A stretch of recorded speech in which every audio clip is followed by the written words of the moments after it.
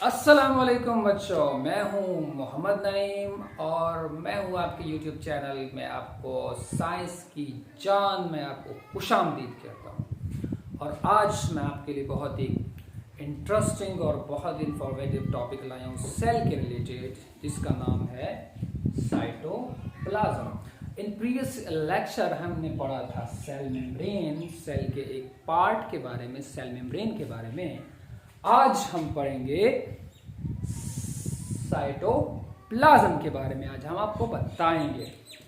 तो अगर हम सेल के स्ट्रक्चर को जरा देखें तो सेल की स्ट्रक्चर में जो उसकी आउटर, अगर एनिमल सेल की अगर हम बात करें तो एनिमल सेल में जो आउटर बाउंड्री होती है सेल की, उसको हम कहते हैं सेल मेम्ब्रेन, जो मैंने प्रीवियस लेक्चर में आपको बताया था।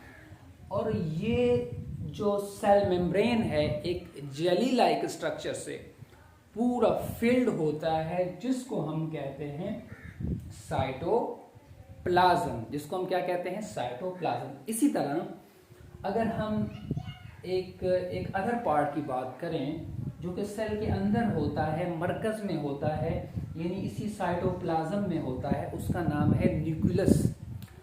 तो न्यूक्लियस जो है वो भी इसी तरह की एक जेली की स्ट्रक्चर से फिल्ड होता है। तो उसको हम साइटोप्लाज्म नहीं कहेंगे, बिकॉज ऑफ द न्यूक्लियस। उसको हम मरकज या न्यूक्लियस कहते हैं, न्यूक्लियस, तो हम इसको कहेंगे न्यूक्लियोप्लाज्म। बट अगर ये सेल की बात की जाए, सेल मेम्ब्रेन की वजह से हम इस पूरे पोर्शन को कहेंगे साइटोप्लाज्म। आइए जरा इसकी सबसे पहले हम आपको बताते हैं इसकी कंपोजिशन के बारे में। हम आपको बताएंगे कि ये जो साइटोप्लाज्म है इसकी दरअसल कंपोजिशन क्या होती है। कंपोजिशन का मतलब ये किस चीज से बना होता है, ठीक है। तो आज सबसे पहला जो इसका हिस्सा, अगर मैं आपको साइटोप्लाज्म, ये मैंने सेल बनाया हुआ है और ये सेल जो है ये फिल्ड हुआ है किससे, साइटोप्लाज्म से। ये जो पोर्शन है ये साइटोप्लाज्म है। अगर इस सेल को देखें तो ये न्यूक्लियस की जो आउटर चीज है, हम इसको साइटोप्लाज्म कह सकते हैं। अगर हम इसकी कंपोजिशन पे जरा गौर करें तो मैंने इसको डिवाइड कर दिया टू पार्ट के अंदर। एक को मैंने कह दिया है एक्टोप्लाज्म। अब ये एक्टोप्लाज्म क्या होता है? एक्टोप्लाज्म जो है ये साइटोप्लाज्म का ही एक पार्ट है, बट एक्टोप्लाज्म के अंदर आप देख रहे होंगे मैंने रेड के साथ इसको फिल कर दिया है। ये सेल मेम्ब्रेन के बिल्कुल करीब वाला, ये सेल मेम्ब्रेन है, सेल इनर साइड के ऊपर सेल मेम्ब्रेन के बिल्कुल करीब वाला जो पार्ट है वो एक्टोप्लाज्म है। अब इसको मैंने क्यों इसको रेड से जाके शो करवाया है, बिकॉज जो एक्टोप्लाज्म है ये मोर विस्कस होता है। मोर विस्कस का मतलब इसके अंदर, क्योंकि एक्टोप्लाज्म, अगर हम इसकी ओवरऑल कंपोजिशन की अगर बात करें तो इस साइटोप्लाज्म जो बना हुआ है इसमें जो सॉल्वेंट इस्तेमाल किया गया है वो है वाटर, और इसमें साल्ट भी मौजूद है। इसमें साल्ट के साथ साथ इसमें जो है वो प्रोटीन्स भी है, इसमें लिपिड्स भी हैं, इसमें अदर ऑर्गेनिक मॉलिक्यूल्स मौजूद हैं। तो अगर हम कंपोजिशन की बात करें तो कंपोजिशन का मतलब मिला हुआ। कंपोजिशन जो बना हुआ है वो किससे बना हुआ है? इसमें जो सॉल्वेंट 80 to 80%, अबाउट 80% इसमें पानी मौजूद है, लेकिन उस पानी के अंदर सॉल्यूशन बने हुए हैं। वो पानी के अंदर कुछ इस चीज़ को आप डालते हो, हल करते हो, सॉल्यूशन बन जाता है। तो इसी तरह एक सॉल्यूशन बना होता है, एक जेल लाइक स्ट्रक्चर बना होता है, जिसको हमने दो पार्ट के अंदर डिवाइड कर दिया है। Number one is ectoplasm. Ectoplasm भी एक सॉल्यूशन ही है, उसमें अंदर भी पानी मौजूद है, उसके अंदर भी आपके अदर जो है वो सॉल्वेंट लाइक पानी सॉल्वेंट है, अदर चीज़ें मौजूद है। बट ये जो पार्ट साइटोप्लाज्म का मौजूद है ये क्या है? मोर विस्कस है। मोर विस्कस का मतलब गाढ़ा है, बहुत ज़्यादा गाढ़ा है, और ये बिल्कुल ट्रांसपेरेंट आपको नज़र आएगा। बिल्कुल ट्रांसपेरेंट का मतलब है बिल्कुल साफ नज़र आएगा, आपको कोई इसमें दानेदार चीज़ें नज़र नहीं आएंगे, आपको बिल्कुल ये क्लियर नज़र आएगा। दैट इज कॉल्ड एज, इसलिए इस सॉल्यूशन को, मतलब इस इलाके में जो सॉल्यूशन बना हुआ है उस सॉल्यूशन को हम ज़्यादातर ट्रू सॉल्यूशन कहते हैं। और अगर हम दूसरे पार्ट की बात करें, इसके इस एक्टोप्लाज्म से थोड़ा अंदर की तरफ जब हम आएंगे तो उस पार्ट को हम एंडोप्लाज्म कहते हैं। एंडोप्लाज्म जो होता है वो क्या हो जाता है, वो लेस विस्कस होता है। लेस विस्कस का मतलब है इसकी जो विस्कोसिटी होती है वो क्या होती है, बहुत ही, मतलब उसकी विस्कोसिटी इसके मुकाबले में कम होती है। वो गाढ़ा, जैसे शहद बहुत गाढ़ा होता है या मर्क्यूरी को आप देखें कितना गाढ़ा होता है, तो इसकी जो विस्कोसिटी है बिल्कुल कम होती है। और इसके अंदर ये जो है, ये जैसे आप मेडिसिन में अगर आप पाउडर फॉर्म के अंदर जो एंटीबायोटिक आती है उसमें आप पानी डालेंगे तो एक सस्पेंशन बन जाएगा, सॉल्यूशन कंप्लीटली नहीं बनेगा। तो ये भी इसी तरह से है, ये जो है ये ग्रेनुलर फॉर्म के अंदर आपको सॉल्यूशन नज़र आएगा, उसमें दाने दाने आपको नज़र आएंगे। मतलब इसका आप समझ गए होंगे कि इस पार्ट के अंदर ग्रेन्यूल्स जो हम जिसको कह रहे हैं वो असल में ऑर्गेनेलीज हैं। कौन कौन से ऑर्गेनेलीज हो सकते हैं, बिल्कुल इसमें क्या हो सकता है, इसमें प्लाज्मिड हो सकता है, इसमें एंडोप्लाज्मिक रेटिक्यूलम हो सकता है, इसमें माइटोकॉन्ड्रिया हो सकता है, और इसमें न्यूक्लियस हो सकता है, इसमें क्रोमोसोम्स हो सकते हैं। इस पार्ट में और क्या हो सकता है, powerhouse of the cell, जैसे मैंने पहले बताया माइटोकॉन्ड्रिया हो सकता है, गोल्जी ऑफ हार्टस हो सकता है, वैक्यूल हो सकते हैं। तो ये तमाम चीज़ें यहाँ पे हो सकती हैं इस पोर्शन में। बिकॉज ऑफ दिस हम इसको कहते हैं, ये जो पार्ट है इसको एंडोप्लाज्म कहा जाता है, और ये इस सॉल्यूशन को हम कहते हैं कोलाइडल सॉल्यूशन। कोलाइडल का मतलब उसमें मोटे मोटे कोलाइड आपको नजर आते हैं। जैसे आप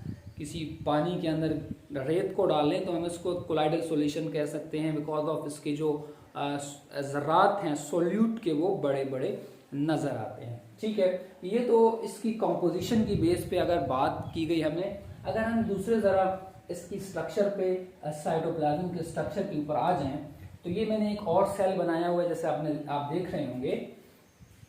तो अगर हम इस स्ट्रक्चर की बात करें तो ये जो पोर्शन है ये तो साइटोप्लाज्म है, और ये न्यूक्लियस होता है। इसके बारे में हम अगली आपकी जो वीडियो आएगी उसमें हम डिटेल से बात करेंगे। इस न्यूक्लियस के अंदर जो होता है न्यूक्लियोप्लाज्म होता है। अब ये वाला साइटोप्लाज्म और ये न्यूक्लियस, अगर हम इन दोनों को एक साथ इनको कहेंगे तो इसको हम कहते हैं ये, और ये इसको हम कहते हैं प्रोटोप्लाज्म। ठीक है, तो प्रोटोप्लाज्म क्या हो गया, प्रोटोप्लाज्म साइटोप्लाज्म प्लस न्यूक्लियस। तो हम इसको क्या नाम देंगे, हम इसको नाम देंगे प्रोटोप्लाज्म का। ठीक है भाई, तो प्रोटोप्लाज्म का एक टर्म यहाँ पे आता है, तो उसमें आप बिल्कुल आपका जो है कॉन्सेप्ट क्लियर होना चाहिए कि साइटोप्लाज्म एंड द न्यूक्लियस, इस पोर्शन को कंबाइनली हम क्या कहते हैं, प्रोटोप्लाज्म कहते हैं। मैं लिख देता हूँ, यानी ये पोर्शन और ये पोर्शन जो अगर कंबाइनली हम इसको हम स्टडी करेंगे तो हम इसको कहते हैं प्रोटोप्लाज्म। ठीक हो गया। अगर हम थोड़ी सी एक other classification on the basis of living और नॉन लिविंग थिंग इस साइटोप्लाज्म की करें, एक और क्लासिफिकेशन करें, तो मैंने इसको क्लासिफाई किया है living and non living part of the cytoplasm. हो सकता है सेल के अंदर साइटोप्लाज्म है, और सेल के अंदर जब साइटोप्लाज्म है तो उस साइटोप्लाज्म के अंदर लिविंग चीज़ें भी हो सकती हैं और नॉन लिविंग चीज़ें भी हो सकती हैं, कोई बड़ी बात नहीं हो सकती। तो जो लिविंग चीज़ें हैं इस साइटोप्लाज्म की वो कौन सी हो सकती हैं, जी हाँ, जो लिविंग चीज़ें हैं साइटोप्लाज्म की वो आपके ऑर्गेनेलीज हो सकते हैं। कौन कौन से, गोल्जी अपॉर्टस हो सकता है, लाइसोसोम्स हो सकता है, क्रोमोसोम्स हो सकता है, माइटोकॉन्ड्रिया हो सकता है। ये तमाम चीज़ें जो हैं ये आपकी ऑर्गेनेलीज हो सकती हैं। उसके बाद नॉन लिविंग पार्ट जो है साइटोप्लाज्म का, वो उसमें हम उसको कहते हैं इंक्लूजन्स। अब ये नॉन लिविंग पार्ट कौन सा हो सकता है, नॉन लिविंग पार्ट भाई इसके अंदर कुछ ऐसी चीज़ें सेल प्रोड्यूस करता है, इस तरह की कोई चीज़, अगर हम सेल, ये सेल है, इस सेल के अंदर नॉन लिविंग चीजें भी प्रोड्यूस हो सकती हैं, लाइक दिस वन। एक चीज यहाँ पे बन गई, इसने क्या किया, इसमें अगर सेल के अंदर ग्लूकोज की कंसंट्रेशन बहुत ज्यादा हो गई तो ये पैदा होके इसके अंदर ग्लूकोज ग्लाइकोजन की सूरत में क्या हो जाएगा, यहाँ पे स्टोर हो जाएगा और ये क्या हो जाएगा, सेल से बाहर चला जाएगा और इसको हम कहेंगे एक्सक्रीशन ऑफ द सेल।